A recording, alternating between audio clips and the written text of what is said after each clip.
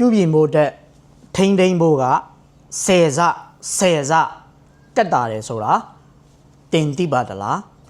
တင်ရဲ့ဆက်ပစ္စည်းတွေပဲဖြစ်ဖြစ်တင်ရဲ့လုပ်ငန်းခွင်မှာပဲဖြစ်ဖြစ်တင်ကပြုပြင်တဲ့ CEO လားတင်ကထိန်းသိမ်းတဲ့ CEO တယောက်လားဆိုတာကိုသိကျင်နေဆိုရင်တော့ဒီဗီဒီယိုရဲ့အဆုံးထိကြည့်ရှုပေးသွားဖို့လိုပါတယ်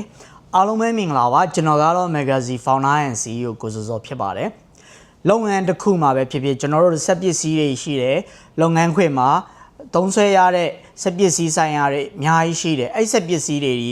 မကြာခဏပြတ်နေတယ်လားမကြာခဏပြတ်နေတယ်ဆိုလို့ရှိရင်ကျွန်တော်တို့ဒီအလုပ်တွေပြတ်ပါတယ်လုပ်ငန်းခွင် operation ရပ်ဆိုင်းတာတွေနှောင့်နှေးတာတွေဖြစ်ပါတယ် production တွေနှောင့်နှေးမှုတွေဖြစ်ပါတယ်ထုတ်လုပ်မှုစွမ်းအားတွေကျပါတယ်ဒါအဲ့လိုမျိုးတွေဖြစ်တာများလာရင်ကိုယ့်ရဲ့ဝန်ထမ်းတွေကစိတ်သက်ကြလာပါတယ် motivation ကြလာပါတယ်။သူတို့ရဲ့ target တွေမပြည့်တော့ဘူးလုပ်ငန်းခွင်မှာစက်ပစ္စည်းဆိုင်ရာတွေအများကြီးခဏပြတ်နေတယ်ခဏပြင်နေရတယ်ဆိုလို့ရှိရင်ဒီလိုမျိုးပဲကျွန်တော်တို့ရဲ့လုပ်ငန်းခွင်မှာအချင်းချင်း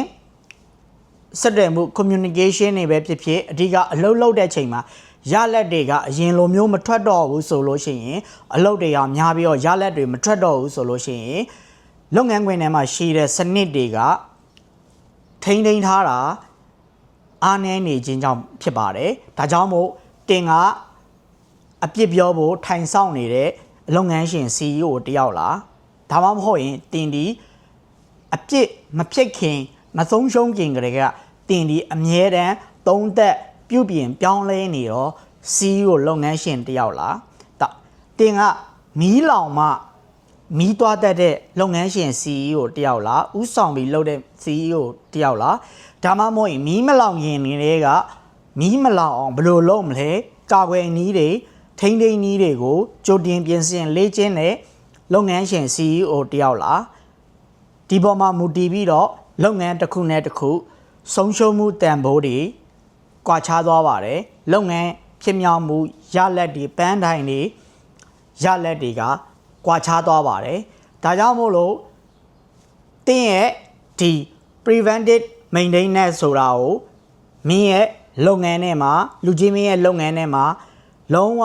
DNA တဲကိုထည့်တယ်လို့မျိုးကိုမှ mindset ကိုထည့်ထားရမှာဖြစ်ပါတယ်ဘာလို့လဲဆိုခဏကျွန်တော်တို့တွေ maintain လုပ်တာနဲ့ maintain and preserve လုပ်တာနဲ့ဘယ်ဟာကကုန်ကြစရိတ်ကပိုကုန်လဲဆိုတာသိဖို့လိုအပ်ပါတယ်ဒီအချက်တွေကိုလက်တွေ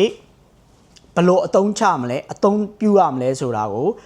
နောက်ဗီဒီယိုမှာကျွမ်းကျင်တဲ့ CEO တယောက်ရဲ့ preventive rounding တွေကိုဖော်ပြပေးတော့မှာဖြစ်လို့ဒီဗီဒီယိုကိုကျွန်တော်ရဲ့ page လေးကိုနောက် follow လုပ်ထားပေးဖို့မမေ့ပါနဲ့ follow လုပ်ထားပေးဖို့လိုပါတယ်တင်းလုပ်ငန်းမှာကောတင်ကဘယ်လိုမျိုး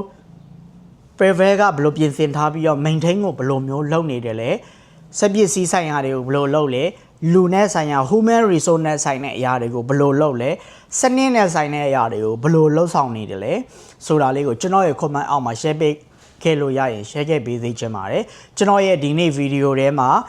အကျိုးရှိဆုံးအချက်ကလေးကိုလည်း comment မှာ share ခဲ့ပေးလို့ရရင်ရေးခဲ့ပေးသေးချင်လို့ပါတယ်အဆုံးထိကြည့်ရှုပေးတဲ့အားလုံးကိုကျေးဇူးတင်ပါတယ်တာယာပျော်ရွှင်သောနေ့လေးဖြစ်ပါစေ